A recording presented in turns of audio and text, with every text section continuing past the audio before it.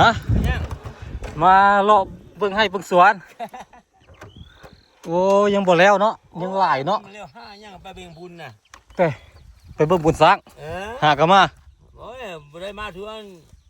อายนี่บ่อยู่บ่แม่นเฮาอยู่ซอยมาเบ่งซาทั้งให้กำลังยางมาคนนี้2มื้อซาทั้งยาอยู่บ่กี่ตัวอยู่ทิ้งน่ะแต่ว่ามันต้นนี้บ่ทันได้โกนเนาะบ่ได้โคนแล้วไปเบ่งบุญน่ะไปบ่มาดูหมายถึงเขานี่บ่ไปเขานี่บ่ไปเบิ่งบุญไปเม็ดแล้วน่ะบ่มีคนเลยแต่บ่มีแล้วโอ้ยังบ่มาเลยบ่มาแล้วเขายังเขาก็ยังสิกลับมาอยู่บ่ครับแล้วก็มาแล้วบ่แล้วเขายังสิมาลดกดให้อยู่เนาะโดได้จักต้นแล้วนี่บัดนี้จ้าโอ้โหแล้วอ้าวบ่ทันได้ขายเด้มันต้นน่ะขายแล้วได้จักต้นโอ้บ่ฮู้เห็นน้องชายจักทั่วนี่มาฮอดน้องชายก็ไปบ้านเนี่ยบ่ซ้อมาฮอดนี่ก็เห็นไปว่าไปบ้านเมืองพุ่นแล้วของน้องชายบ่ของน้องชายแท้เลยเนี่ยบ่แม่นของเจ้าเต้บ่แม่นบ่ฮะของเฮาอยู่ซอยเฮาบ่ปลูกมันตัวอยู่ของน้องชายอ้าวข่อยก็เรียกว่าเจ้าเป็นพ่อเฒ่าอันนั้นซะคือหน้าตาคือกันเลยหน้าตาพุ่นเด้อันคนที่เป็นน้องเจ้าน่ะอ้าวน้องกันพ่อแม่เดียวกันเป็นบ่คือกันเอาเป็นอากุกน่ะเต้จะเป็นไอ้กุ๊กข่อยวิวเขาบอกเงินซีเขาเลยบอกเป็นทางไต่แล้วเขาได้เงินด้วยเขาใส่คือกันเลยข่อยเลยคิดว่าเจ้าเป็นลาวเด้บ่แม่นเนาะแม่นเขาเป็นอ้ายไอ้กุ๊กแท้ๆมีจักคนทั้งหมดพี่น้องโอ้ย10ปลายคน10ปลายคนโอ้หน้าตาเขาเจ้าคือกันเลยเนาะข่อยยังว่าคนเดียวกันเด้นี่ข่อยยังคุยกับเราข่อยคิดว่าพ่อเฒ่าอันนั้นพุ่นแม่นี่ก็พ่อปู่เจ้านี่อันน้องกันแต่เป็นพี่น้องกันเนาะแม่นี่ปามเองนี่มันเป็นญาพ่อปู่อันพ่ออันทางพ่ออันเก้าควรพี่บ่ก็ควรแล้วพอเป็นพี่น้องกันมันอันนี้เป็นน้องอายเป็นอายเนี่ยพ่อคนเนี่ยพ่อก็ควรเป็นอ้ายพ่อของพ่อเฒ่าค่อยหั่นล่ะเป็นอ้ายเจ้าแล้วเจ้าล่ะเป็นน้องสาวพ่อเฒ่าหั่นแล้วพ่ออ่านเก้าควรนี่เลยเป็นหลานเจ้าเนาะตามจริงเนาะเป็นหลานเราเอิ้นเจ้าอาแม่นละป่ะเอิ้นอาเป็นพี่น้องกันเนาะพี่น้องกันข่อยกับบ่ฮู้ได้ค่อยก็ได้คันสิเจ้าบ่เว้าบ่บอกกับบ่ฮู้ล่ะอันนี้เป็นของน้องชายเราคือกันเลยหน้าตากับเจ้าเพิ่นคิดว่าเป็นเจ้าของเดียวกันว่าซั่นสิเจ้าละมาแต่ไสมาแต่ห้วยซอยเบิดซอยมาแต่มาลิ้นสิลูกชายทางให้นี่สิไปเบิ่งลูกชายทางไงทางให้แล้วก็ย่างมาย่างมาเบิ่งแล้วเมื่อปะมื้อสนามแล้วเมื่อห้วยซอยคือเก่าบ้านเฮือนอยู่พุ่นเนาะส่วนหลายประจำอยู่แต่พี่แล้วสิเจ้าเนาะประจำอยู่นี่แหละบ่ค่อยได้อยู่ภาคสร้างเนาะได้อยู่เฮาอยู่บ้านทินอยู่บ้านทินบ่แล้วเฮือนบ้านอยู่บ้านทินก็มีบ่เฮือนมีเนาะบ้านทินแหละมันไผอยู่ลูกชายอยู่ลูกชายกุ๊กเลยลูกชายกุ๊กอยู่แล้วเอาเมียนะเห็นป้าเฮานะ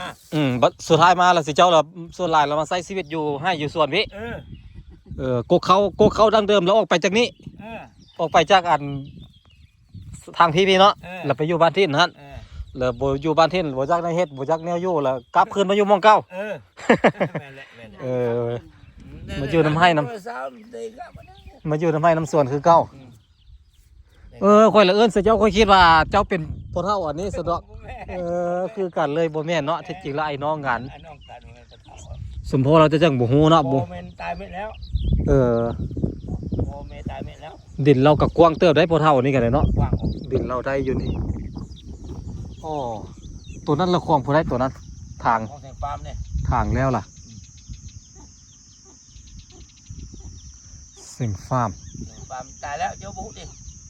บุ้งค่อยน่าจะมาบ่ทันบ่เอาจองมาเขาจังตายเพื่อนเราอยู่ใส่เอาอยู่บ้านประสร้างนี่ไปอยู่ก็คนนี้ตุ๊บที่เราคนอยู่เท่งนะแต่เอาคนไปอยู่นะตุ๊บ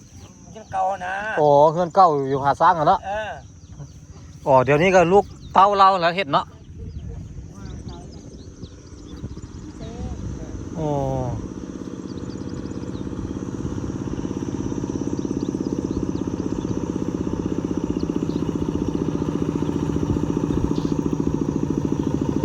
เศร้าเมื่อยแหละเบิ่งทรงนี่จอดแวะพักเลยนี่แบบนี้นี่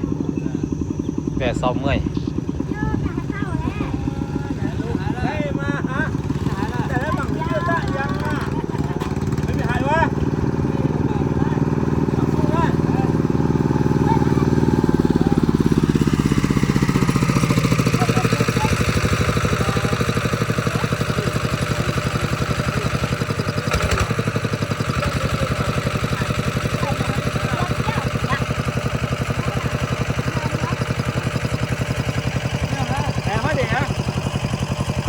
สบายสุดขึ้นน้ำรถเซ็ก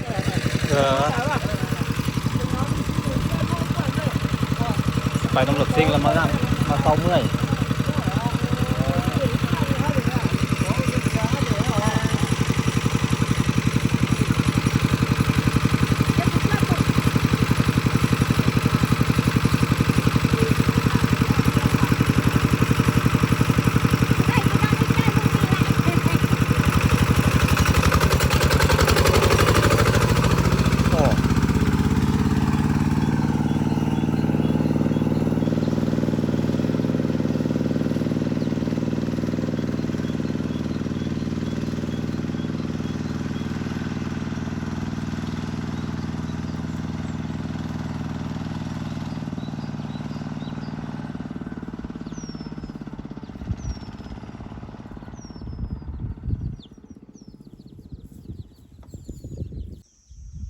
นี่เลยพี่น้องบอกเพื่อนว่าสิลองขึ้นไปบอดนี้เนาะบอกว่าสิไปได้หรือบ่นะพี่น้องเนาะขึ้นไปนี่เลยพี่น้องนี่ขับรถขึ้นไปนี่แหละนี่แต่ว่าบอกว่าสิไปได้หรือบ่อันนี้ก็จะเป็นส่วนหมากมันต้นนะพี่น้องเนาะเพื่อนปลูกไว้นี่แสดงว่าเขาเจ้ายังสิปลูกยังเสร็จเอาแนวอยู่ได้นี่เพราะว่าเบื้องจากการซักลำเสียบลำไว้นี่เนาะพี่น้องเนาะน่าจะยังปลูกอยู่พี่น้องไอ้ปีหน้าน่าสิปลูกเบื้องทรงนี่ของสั้นไว้อยู่น่าจะเอาไว้เอาแนวลำมันสำปะหลังพี่น้องราคากระเทือกตายอีตนแต่คนปลูกบอกเพื่อนราคามันเทือกโพดบรรยากาศดีขนาดเลยพี่น้องเอ้ยนี่อันนี้ก็จะเป็นบ่อนอยู่บ่อนนอนของพี่น้องบ้านลาวไม้เนาะพี่น้องเนาะก็จะมาหับจ้างขุดมันลกมันให้ส่วนเผ่าอยู่เมียนเขาจะจ้างเป็นต้นแบบจ้างเป็นเหมาเลยเด้เนี่ยนี่เป็นบ่อนเฮ็ดอยู่เฮ็ดกินเลย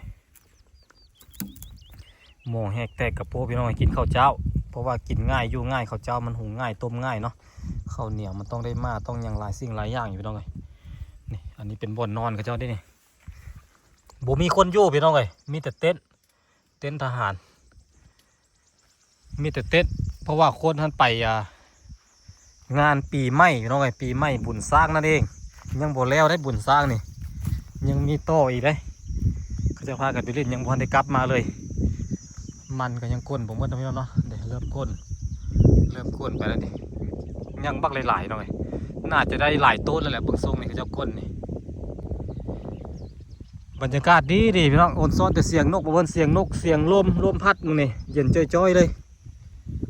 ตัวอันนั้นก็จะเป็นบ่อนเขาเจ้าหับเสื้อคิง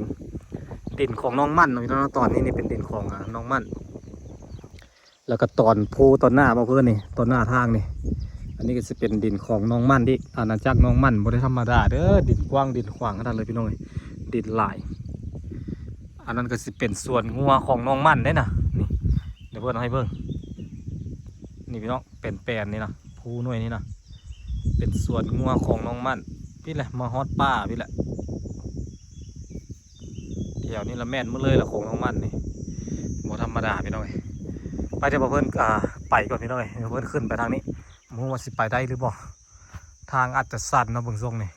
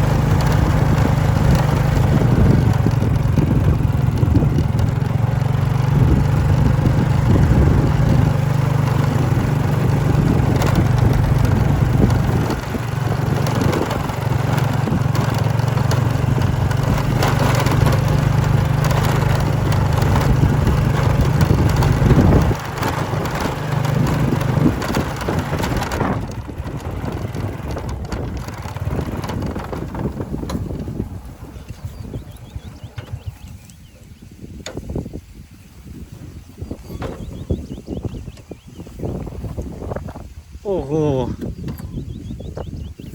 สุดยอดเลยเย็นจ้อยๆพี่น้องเอ้ย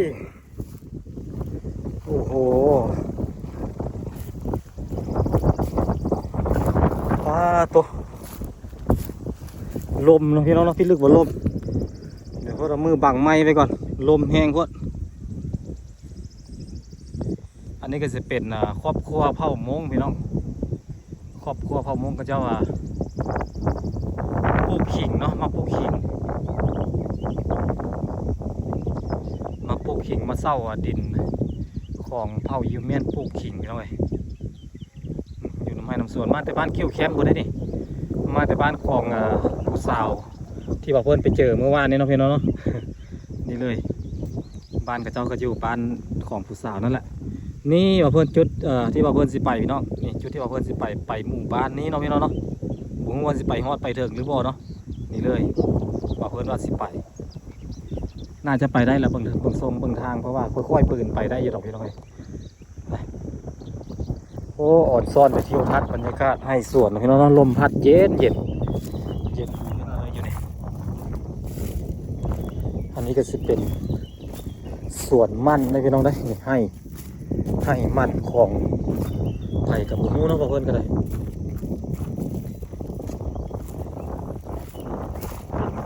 อ้าวส่วนเจ้ามือเลยปะอันนี้โอ้กว้างเนาะบักกว้างคนก็เรียกว่าอยู่พุ่นโมแม่นเนาะอยู่นี่ก็แม่นมาเลยนี่แม่นมาเลย พุ่นก็แม่นแล้วเนาะโอ้ลงมาแต่พุ่นหนุ่ยเนาะลงไปแคมห้วยนี่ไปห้วยไปหั่นขึ้นไปหาตู้มาเลยตู้อยู่เลยตู้นี่ก็แม่นนี่วันเสาร์แม่นมาเลยว่างั้นเลยเท่ามันต้นนี่ก็จะกำลังพุดมันต้นงัดมันต้นงัดง่ายอยู่ป่ะเป็นหัวดีอยู่เนาะไปลองงัดเบิ้งเนาะ ลองงัดเบิ้งดู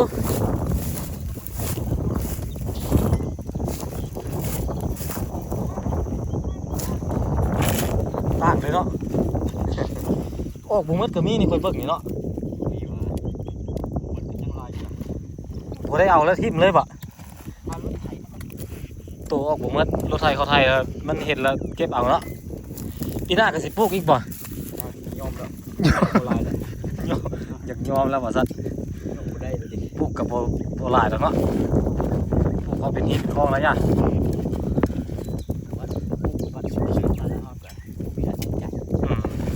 บ่ไหวแล้วเนาะอันยกเป่ามันบ่ได้แล้วเนาะโอ้นี่มันต้น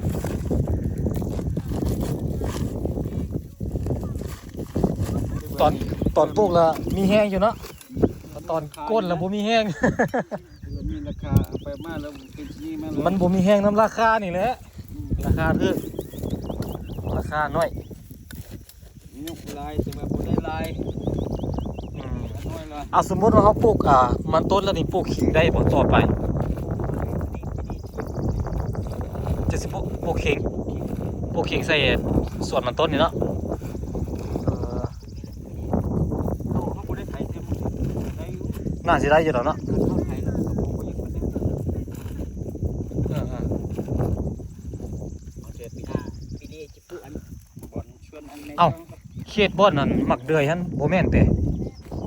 แม่นหมดบ่ ไปตามลองนั่นดิอันทางรถนั่นดิ ป้าซักอะเนาะเอาแล้วมันไถสปูมักเดือยอยู่หั่นสิเจ้าปะ มันเฮานี่แหละ มันดินเรือดินปุ๊บก็เลยปลูกมักเดือยใส่ ปลูกมันก็อีได้อันลำมันก็ย่างอันปีกายนี่เอาซื้อมาแต่ว่ามันจงไว้ ได้ร้อยแล้วโอ้นี่ จงไว้มันเลยเด้ ก็เลยบ่ปลูกละ พ่อนี่ก็เลยจะพูดว่าเขาบอกว่าจะ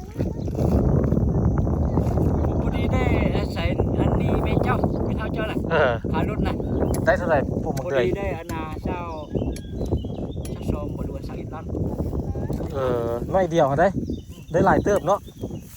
มานี่มาฮอนนี่แล้วก็ไปฮอนเราบ่อนนั่น เขาเบิ่งมันคือน้อยแล้วมันบ่ได้น้อยเด้เนาะ ปักกล้วย เบิ่งคือน้อยที่จริงแล้วบ่น้อยเด้เนาะ ใครจะว่ามันเป็นมากดี มันอันมันจนหนึ่งที่นี่ดิเป็นมากมันงามเนาะ งาม ใครได้แต่ว่ามันงาม สันบุงามก็จิบุได้ใส่ดีบุแล้วซ้ำ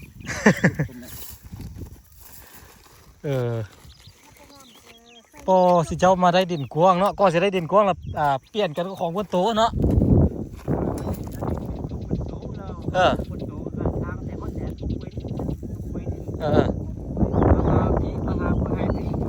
แล้วลงไปฮอดใส่เขตแดน แล้วทั้งนี้ก็จีฮอตแต่นี่ หลักหัวนี่ป่ะ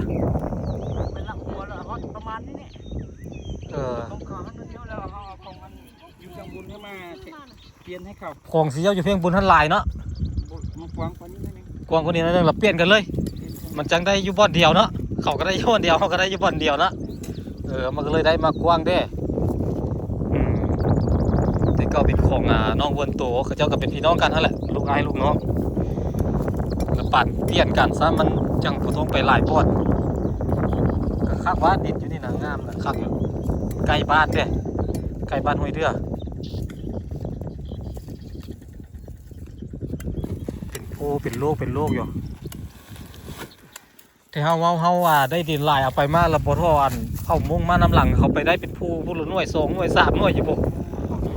เขาไปเที่ยวเอาหั่นน่ะเพราะว่าแต่เก่าละเข้าเมียนแล้วก็จะเอาแต่ใกล้ๆกันเฮ็ดอยู่เฮ็ดกินแล้วญาติกันแต่เล็กแต่เข้มทางนะมันไกลแล้วบ่ไปเอาน่ะแล้วบ่คิดว่าเขาสิบ่มาเข้ามาเอาน่ะเนาะบัดนี้เขาเข้ามาแล้วเขามาน้ำหลังแล้วเขาได้หลายกว่าซักโอ้บักได้หลายกว่าเขาไปหั่นก็เจ้าได้มีฮอดสวนงัวสวนไปสั่งไป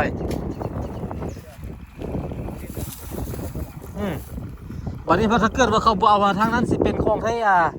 ห้วยสำอ้อไทยอัน ห้วยสะออนี่มันแห้งมันกินมาหลาย เขามาฮอดพี่ได้มาฮอดแดนเฮาพี่ได้ครับ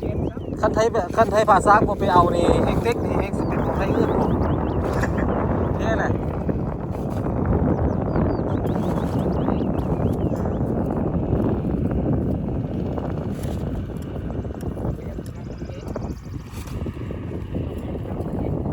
บ่อยากทางปลาแก้เฮาเราอยากเฮ็ดแต่ปลาเล่าเนาะปลาเก่าปลาแก้ปลานี่ปลากุกเขาดังเดิมปลาแก่ๆแล้วบ่อยากเฮ็ดปลา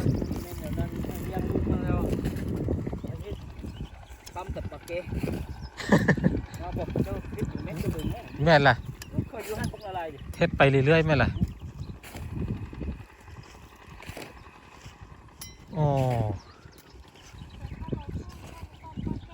แห่งเรามีลูกห้าลูกหกคนเนี่ย ผู้ตัวนั้นเป็นของดินของพวกเราเสียงจริงมันบ่ พูดที่นี่มันสร้างที่แล้วมันแต่ เท่านั้น บ่เป็นแปลนหาได้บ่เฮ็ดให้หั่นน่ะของเราหมดแล้วเนาะเขตนั้นเนาะเราเฮ็ดสวนงัวเด้แม่นล่ะบ่เฮาไปนอนป่าเหมือนก็เป็นผู้ตัวนี้นี่บ่ มันเป็นผู้ทั้งนี้บ่อนจิ้วอันเขาตายบ่อนจิ้ว ของเฮาไปหาได้ เขาไปนะเขาไปเดียวกัน ขึ้นนี้ คืนนี้แล้วกลับไป ไต่สันพูนไปของเรามาเลยพูดเลยเราเลี้ยงงัวเป็นสวนงัวประมาณ1,000 กว่าไร่พุ่นละ มีอยู่ประมาณ1,000 ไร่ต้องไงมันไก่เนี่ยมันบริหอมๆเลยน่ะปลาอ่อนซ่อนโอ้โหใส่งานคนท้องนี่โอ้ได้กินอยู่เด้อนี่เด้มันต้นแล้วนี่พี่น้องมันสำปะหลังโอ้ตัวนี้ออกผมหมดเรียบร้อยเดี๋ยวตัวนี้ก่อนนี่พี่น้องผลงานการแสดงของบ่าวเวิร์น มางัดซอยก็เจ้าได้น้อยหนึงเนาะได้บ่หลายปานใดตัวนี้เด้โอ้ตัวนี้มีหัวเดียวนี่หัวนี้ยังอยู่มันขาดเนาะขาด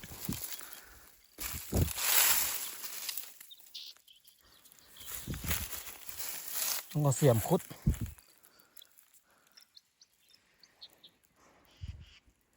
บ่ฮอดเป่าซะแดดวิดแล้วแดดวิดเลยวิดพูเลย ผู้ทางเฮ็ดบัดนี้เฮ็ดเบี้ยงซับเฮ็ดวันนั้นมาเพิ่นกับน้องเพิ่นโตกับพ่อเฒ่าเนาะไปนอนพูหน่วยนี่ล่ะพี่น้องเอ้ยนอนไปนอนมาบ่ไหวฝนตกก็เลยพากันกลับกลางคืนเลยเส้นทางก็เป็นเส้นนี้มานี่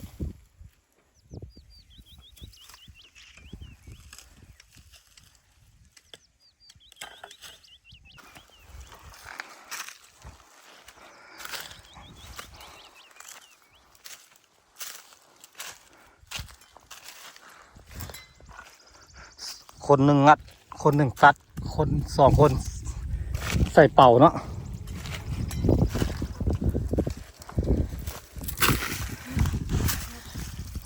มือเช้านี้งัด เสาร์นี้งัดมาสุดคนเลย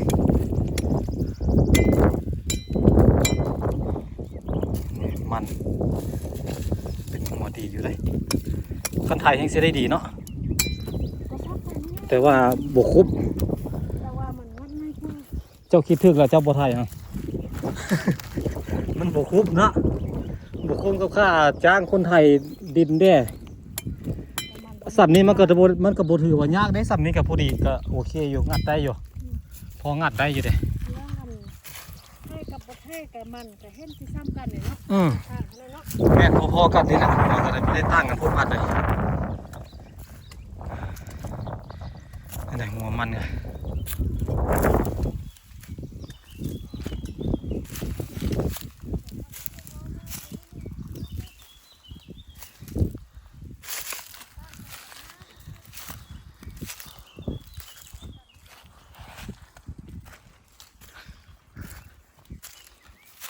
อ๋อขึ้นโพไปเนาะที่ลึก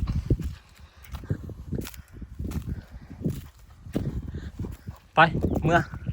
มาคนเดียว ไปเล่นบุญสร้างมาคนเดียวโสดมื้อนี้มือสุดท้ายแล้วมื้อนี้แม่น23มื้อนี้24วันจันทร์พุ่นนอนพี่แต่บ่ได้เมื่อพอเท่าเด้นอนพี่แต่เจ้ากะ และอยู่ไรประมาณอีก3 มื้อก็ได้ ประมาณอีก3-4 มื้อจังสิลงเมื่อเนาะ เข้าไป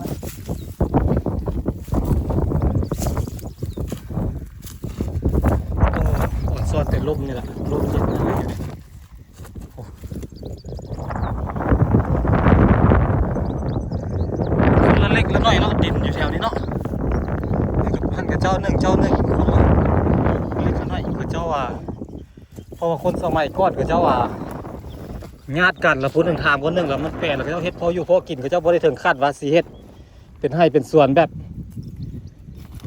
ปลูกฝังเลี้ยงสัตว์คือแต่กี้แต่เก่าแต่สมัยรุ่นสิเจ้ามาทางอยู่นี่ครับตอนนั้นมักสลียังบ่ได้มีบ่รับซื้อเลยเนาะยังบ่ได้ปลูกขายยังบ่มีบริษัทมารับซื้อคือแต่เก่ามักเดยมักสลีน่ะมันหาก็มีบ่โดนมานี่แม่นว่า เข้า ปลูกข้าว กินพวกชลีเกลือหมู เฮ็ดหมกหมูหมักแตงไปหั่นล่ะเนาะ นมแดงกินแต่คนเข้า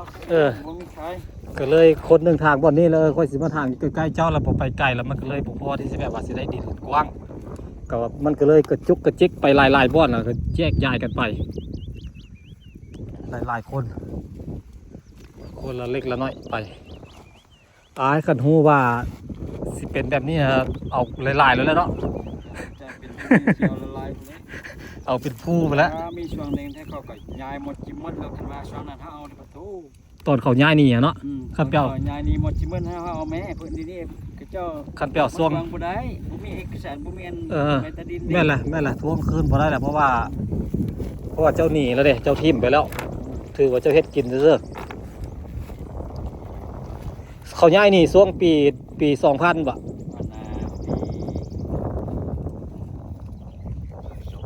เริ่ม2,000นี่เนาะคนย้ายไปอยู่บ่เดินเนาะ 2007อันน่ะเขา2007นี่ อืม ทางรถฮอดเขาจังกลับคืนมา บัดนี้เกิดมาปี 2007 2008แล้วมีทางเขาเลทางมาให้ เขาเฮ็ดทางมาให้เราบ่ดี แล้วคนละกลับคืนมา คืนมาเฮ็ด เออ นั่นคือแต่ก่อนเขาไปหมดจิมมันเฮาเจ้านี่มันประตู 3เสียงเนาะแสดงว่าช่วงปี 2004 2005แถวนี้ยังเป็นป่าอยู่ เป็นปลา เออ เป็นปลากับปลาเหลา ปลาเหลาเนาะ แต่ก่อนเขาอยู่ในเรือนเขาเฮ็ดตลอดนี่ อืม อันว่าเฮาปีหนึงเนาะปีหนึง2 ปีแล้วก็จังเขาก็เศร้าเรียกว่าให้ขึ้นเป็นปลาใหม่อีกบ่นะจังทาง ให้เป็นป่าแก้ เป็นปลาแก่ปลา5 ปี9 ปี 10 ปีก็จังทาง อืม มันบ่คือเดี๋ยวนี้นี่เดี๋ยวนี้ผู้ใดก็บ่อยากจับมีดจับผ้าจับแต่จัก แม่ล่ะสบายแล้ว อืม ลดเวลาลงไปหลายเติบแล้วเด้แต่เก่าแล้วเอาผ้าฟันหญ้ามาเลยเป็นอาทิตย์เป็นเดือนจังแล้วเนาะ คู่มือในเครื่องตัดหญ้าเฮ็ดมือเดียวคันมี3คนนี่ผู้สับนี้นี่เฮ็ดนี่มือเดียวเท่านั้นแหละ คือว่าแรกเฮาเนี่ยบ่อยากปรับปากเกแล้ว อืม อยากเอาความไวพุ่นมาใส่ อืม ปรับปากเกมตกแล้วเดือนหนึงมันจัง ปั๊มป่าแก้พอได้ฮื้อให้ฮื้อส่วนอีกเนาะ ให้คือส่วนเองลำบาก ก็เลยเฮ็ดหลายๆบ่อนที่นี่ทิ่มไปแล้วกลับมาเฮ็ดใหม่แบบนี้น่ะเนาะ ปล่อยมันแก้แล้วมาทางใหม่แล้วล่ะเฮ็ดใหม่แบบนี้นะก็เลยเฮ็ดหลายๆบ่อนยายๆไปมันก็เลยเฮ็ดให้เขาเจ้ามีดินผู้ละเล็กละน้อยอยู่หลายๆบ่อนบ่ได้พอว่าสิว่าอยู่จุ่มเดียวกันเนาะบัดนี้พาพวกบัดนี้คนมงคนนั้นเขาย้ายลงไปอยู่ผาสร้างเขาก็บ่มีดินเฮ็ดแล้วล่ะเขาขึ้นมาเอาอ่ะบ่ได้มีแต่คนมงมาคนในเมืองก็เข้ามาเอาบัดนี้ เขา คนมานำหลังได้หลายกว่าก็มีบางคน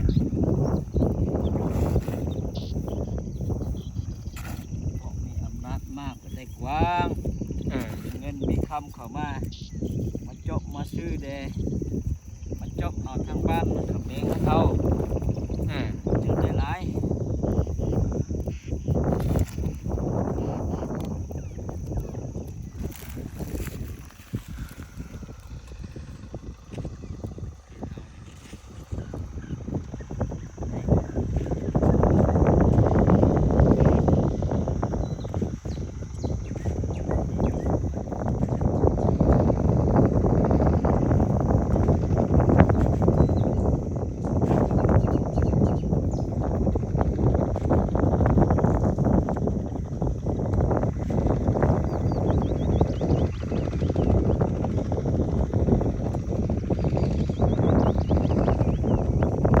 รถเฮาน้อยดิ ขายอยู่นี่เนาะขายอยู่นี่แล้วเลยเนาะบ่ต้องยุ่งเอาเมื่อก็ได้เชื่อต้นรถซิ่งก็ได้ต้นปลาย ต้นเอ็ด บ่ครบเนาะ เงินก็ยาก แม่นแหละได้เงินก็ยากคุมือยังผ่อนได้ซะได้ของได้ค่อยก็ได้2 อาทิตย์ละ ขายบินแน่ ขายบินก็เขาบ่รับซื้อเด้เขาหมดเงินคนรับซื้ออยู่หั่นก็ได้